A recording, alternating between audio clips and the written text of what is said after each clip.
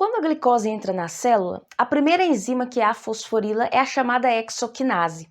Só que há diferentes isoformas dessa enzima, seja, por exemplo, no músculo esquelético ou no fígado.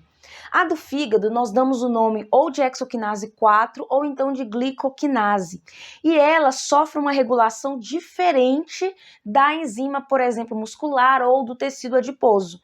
Isso porque o fígado só vai fosforilar a glicose quando ela é extremamente farta e a partir daí produzir, por exemplo, substratos para a geração de glicogênio e várias outras vias metabólicas. Então, como que é possível se fazer essa regulação? Ou seja, fosforilar a glicose somente quando há grande quantidade desse carboidrato. Essa regulação acontece por meio de uma proteína reguladora. A hexoquinase no fígado, ela fica ligada a essa proteína reguladora e elas ficam como que guardadas. A hexoquinase fica sequestrada dentro do núcleo. Quando há altas concentrações de glicose dentro da célula hepática, o que nós observamos é a mobilização dessa hexoquinase 4 para o citoplasma, que agora é capaz de fosforilar a glicose, a chamada glicose 6-fosfato.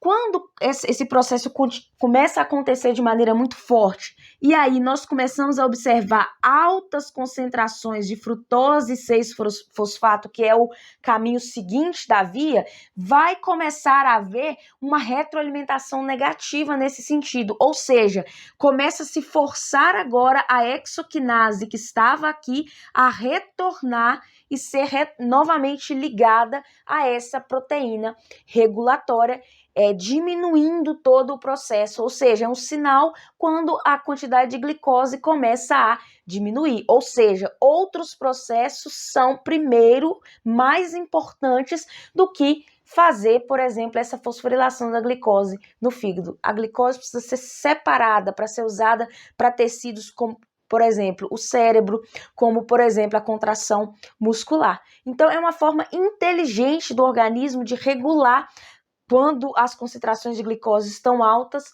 ou baixas. E um fator importante é que essa hexoquinase, gente, ela possui um KM diferente do que aquelas enzimas que estão nos outros tecidos. Se nós relembrarmos, KM é a constante de Michaelis-Menten, é a constante que determina o grau de afinidade que uma determinada enzima tem pelo seu substrato. Essa hexoquinase aqui, gente, ela tem um KM mais alto. Isso significa o quê? Que ela tem menor afinidade ao substrato do que a hexoquinase presente nos outros tecidos. Esse também é um dos grandes motivos dela fosforilar a glicose somente quando há altas quantidades desse carboidrato. Muito obrigada por ter acompanhado e até a próxima.